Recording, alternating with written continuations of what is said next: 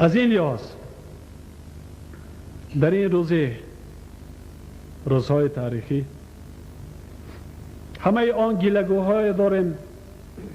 همه آن روزهایی که هست به فکر من و خوشبختانه در وقت واخری اولین ما با داملا سید عبدالله نوری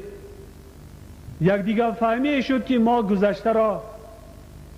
نخواستیم که ورق زنیم و فکری امروز و فردا کرده ایستادیم که چگونه به کدام راه ما مردم خود را سرجم کنیم، ملک خود را آباد کنیم. این بسیار یک فعال نیکی دیگر هم است که وقتی که من ایثار عقیده داشتم برای تنها خاطر صلح و صلاح، خاطر حفظ ملت خود و دولت تاجیکان، با خوری با راهبریت حزب نهضت اسلام در کجایی که نباشد رازگی دادم، واخوری کنیم و مناقشه های بین تاجیکان را با یکدیگر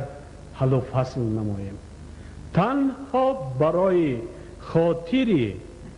نگاه داشتن، امین داشتن، از بین نرفتن ملت تاجیک و دولت تاجیک